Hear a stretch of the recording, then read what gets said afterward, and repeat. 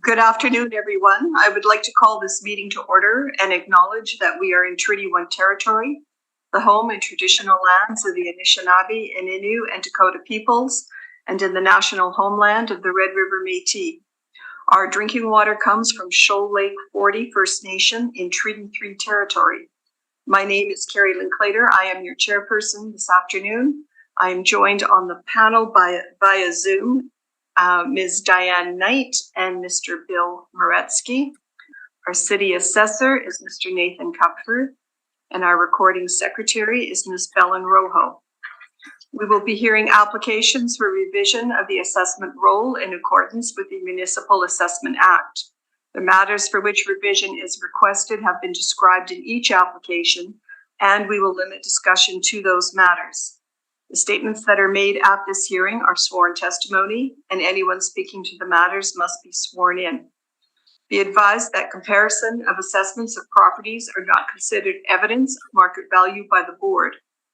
The board is appointed annually by City Council and is independent of it and the city administration. It makes its decisions on the basis of the evidence provided at this hearing and issues a written order that will be mailed to all parties as soon as possible. Please note that the board's decisions with respect to an application may be appealed to the Manitoba Municipal Board if the matter pertains to assessed value or classification, or to the Court of King's Bench if the matter pertains to the application of exemptions from taxation. Should you wish to appeal, information on how to do so will be included with the board's order. With respect to the hearing process, I will confirm the points of appeal with your property to be addressed with each applicant following the swearing in. We will then have the assessor's testimony followed by questions that the applicant may have, and then the applicant's testimony followed by questions. Each side will have an opportunity to summarize if they wish. Once all of the evidence about an application has been brought forward, the applicant may leave. The process will repeat for each item on the docket today. The session will close after all the applications have been heard, and the board will deliberate in private and make its decisions. You will receive the board's decision by registered mail as soon as possible. And as information, all public hearings are live streamed, recorded, and will be part of the public record. Today, we will be hearing items 1 through 6 on our docket today. And Ms. Rojo, would you please affirm the assessor's and the applicant's testimony? Mr. Assessor, please state your full name. Nathan Kupfer. And do you affirm the evidence about to present at this hearing is the truth, the whole truth, and nothing but the truth? I do. Thank you. Mr. Applicant, please state your full name. Rod Slaughter. And do you affirm the evidence about to present at this hearing is the truth, the whole truth, and nothing but the truth? I do. Thank you. Good afternoon, Mr. Slaughter and Mr. Kupfer. Mr. Kupfer, whenever you are ready, if you would like to start us on our first property at 540 St. Anne's Road. I'd be happy to, Madam Chair. As Mr. Slaughter touched on earlier, we've come to a number of agreements here. So hopefully we'll be able to get through these fairly expediently today. Like you said, our first file here this afternoon, is 22-3514. Roll number 080044766500. That is street address 540 St. Anne's Road. This is an owner-occupied Assiniboine Credit Union. We have a 2023 modeled assessment of $8,408,000 using the income approach. And the agent and I have agreed to a recommendation for this property at $8,220,000 using a net operating income of $513,762 and a capitalization rate of 6.25%. That final number for 2023, $8,220,8220. Thank you. I thank you for that, Mr. Kupfer. Mr. Slaughter, any questions? No questions, thank you. Mr. Moretsky, did you have any questions? No questions, thank you. Ms. Knight, any questions? No, thank you. And Mr. Slaughter, you are verbally accepting this quantum value of $8,220,000. That is correct, Madam Chair. The client has accepted the overall value. We, as Altus, don't necessarily agree with any individual rates or allowances, but the client agrees to the overall value reduction. Terrific. I thank you both for that. Thank you. We will move on to 997 St. Mary's Road. Mr. Kupfer, whenever you're ready. This is file number 22-2154, roll number 0802119490. Street address is 997 St. Mary's Road. This is effectively a drive-through ATM location. So you can see the plan area of only 120 square feet there in the photos. We have a 2023 assessment modeled at $481,000. And today we're going to be recommending that be reduced to $384,000 using approximately $17,263 as the income and a capitalization rate of 4.5%. That number again is $384,000. Thank you.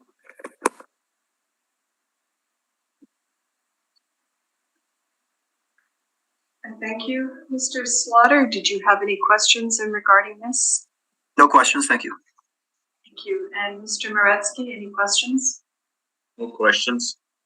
Ms. Knight? No, thank you.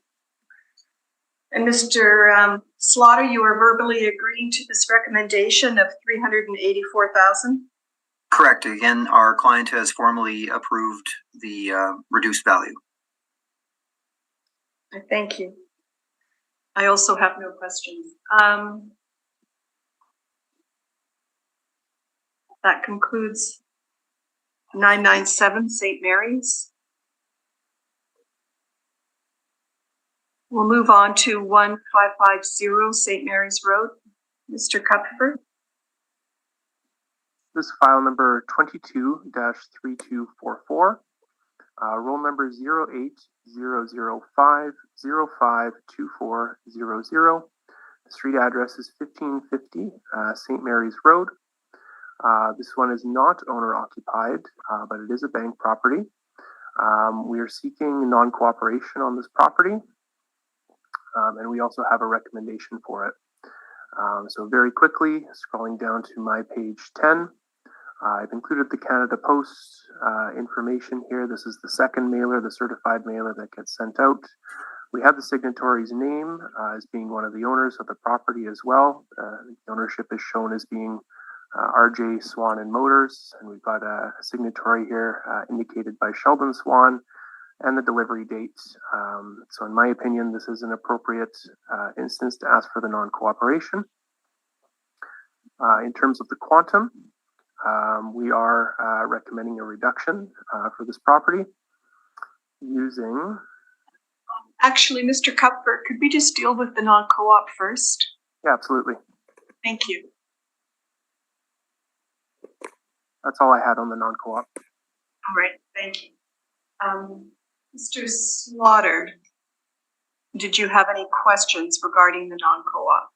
I may, Madam Chair. Thank you. I was actually, this is my mistake. I didn't see that the assessor was seeking the penalty. So I'm just looking now at the evidence submitted. And if I could just have a moment.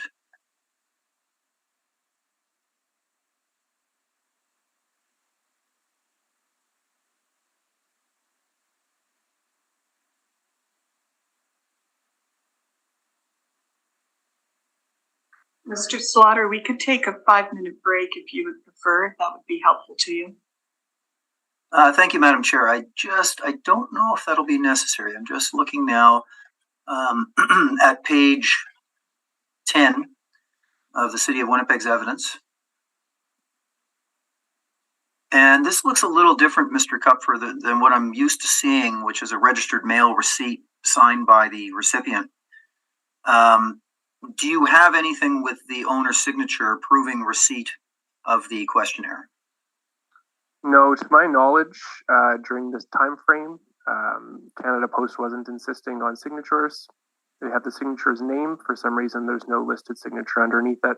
This is effectively the best available information that we have confirming that it was received. But you're correct in stating that there's no visible signature on it. Yes, and thank you for that. And our concern would be then that in order to accept on our client's behalf any request for a penalty, we would have to be certain, 100% certain, that the owner did in fact receive the questionnaire. And I understand that the circumstances through the pandemic may have made this more difficult, but it has to be 100% certainty. So, Madam Chair, I would ask respectfully that the assessor's request be denied because we do not have an evidence proof of receipt of the questionnaire. All right, thank you. Mr. Moretsky, did you have any questions to the assessor? I do not, thank you. And Ms. Knight, did you have any questions?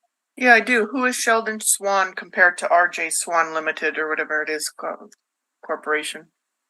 Unfortunately, we don't have listed directors or anything included here to show the direct correlation. At best, all I can give you is my verbal evidence that I believe that they are associated.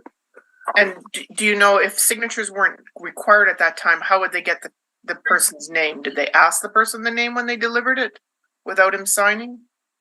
Or I just don't understand how they'd get a name without a signature. Yeah, it's the first time I've seen it as well, where they list the signatory's name, but then there's not a signature. Yeah. It. So I'm not sure exactly how that was missed or why it's showing in that way. Again, this is really the best and only information we get from Canada Post, and from the ones that I've reviewed, most of them weren't signed in 2021, again, because of what was going on with the pandemic. Okay, thank you. Mr. Kupfer, I just noticed the address is differing from the address on the brief. I think this is going to 95 Settlers Road. I can see that as well on page 11. Yes, 95 Settlers Road, RJ Swan Motors Ltd. So that just means that they have a different mailing address registered with the city of Winnipeg than the actual property address. It's not that uncommon. Do you know if that's where previous mailings have gone to? Has that changed at all, to the best of your knowledge? To the best of my knowledge, no. I'm not seeing any change. I'm not seeing any recent sales or anything like that, which is typically how these mailers kind of get lost in translation if there's a change of ownership kind of around the time when it needs to be filled out or that sort of thing. From my time working on the tax side, I can tell you that the mailing addresses are just updated based on contributions by the property owners themselves. So if they call us or email us or send a message, whatever, saying this is where I want it sent from now on, that's how we update it. So if they have 95 Settlers as their address, then that's what they would have indicated to us that they want to be the mailing address. Would you happen to know where the business taxes are sent? Do you have an address for that? We only have one mailing address on file through our taxation system here. So everything, the assessment notices, everything should be sent to this one mailing address. There wouldn't be separate ones for different mailings. Thank you. Actually, I'm not sure if I heard you properly. You're sort of slightly echoey in here in this room. But did you say that you sent out the city sent out 2 notices? Yeah, so the first mailer was sent, you can see on my page 4. We show the dates, so that's the original mailer that gets sent out to everyone. And then when we don't get a reply, we send certified mailers, tracked mailers as a follow-up, as a secondary notice. And that's the one that's tracked by Canada Post here and marked with that's June 15th delivery date. So the original was sent April 15th, I believe. And then this one, June 15th, 2 months later. I thank you. Mr. Slaughter, did you have anything you wish to present? I have nothing else to present, Madam Chair. I am just curious, though, if this is the only address on file, because our client is actually the tenant, the sole tenant, and any business assessment notice, to my knowledge, would have to go to them directly, which would mean the mailing address would be subject property address, or at least an address recognized by or used by RBC. So I don't have anything else to state on this matter, but again, there's a bit of curiosity as to the proof of who this individual is, and if it is in fact a registered owner, to prove that the registered owner is in receipt of the questionnaire. And that's all I have to say. Thank you. Thank you. We are just going to take a brief break to deliberate this. And I would like to call this meeting back to order. And in regards to the non-co-op on 1550 St. Mary's Road, we are going to deny the non-co-op to the city. So, Mr. Kupfer, if you would like to proceed with your recommendation. Again, this is file 22-3244, roll number 0800505240.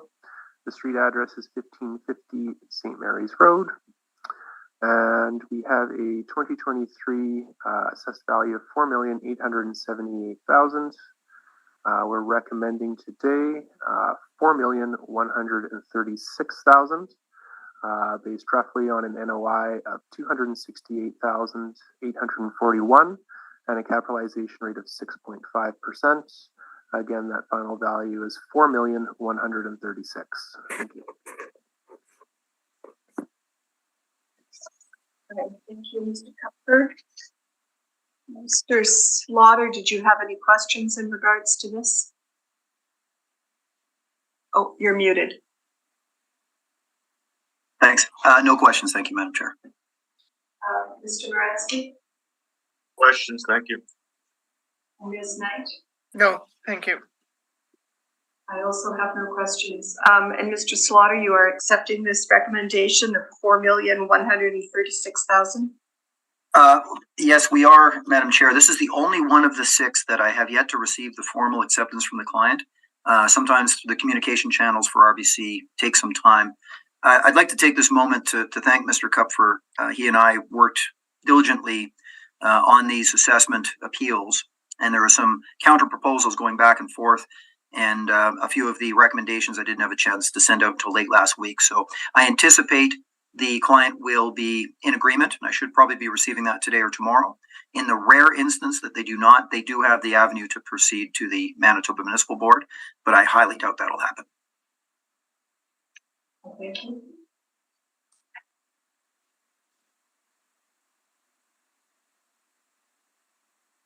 We will now move on to 5930 Roblin Boulevard.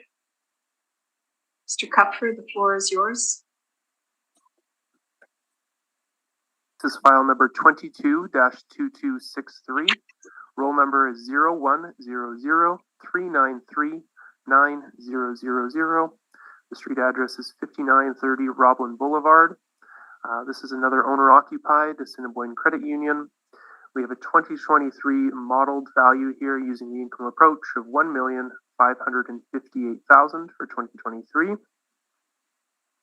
And we're going to be recommending that be reduced to $1,339,000, using approximately $90,364 as the NOI, and a slightly higher capitalization rate on this one, 6.75%. Giving that final value of $1,339,000. Thank you. Mr. Slaughter, did you have any questions? No questions, thank you. Thank you. Mr. Moratsky? No questions, thank you. And Ms. Knight? No, thanks. Also have no questions. And Mr. Slaughter, you're accepting this verbal recommendation of $1,339,000? We are. The client has accepted. Thank you.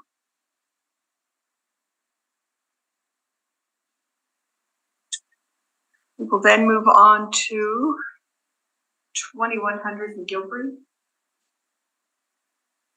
And Mr. Kupfer, whenever you're ready. This is file number 22-2153. Roll number 0309116160. The street address is 2100 McGillivray Boulevard. This is an owner-occupied Steinbach Credit Union. We have a 2023 modeled value using the income approach of $10,476,000. We're going to recommend that value be reduced today. Let me just pull this up.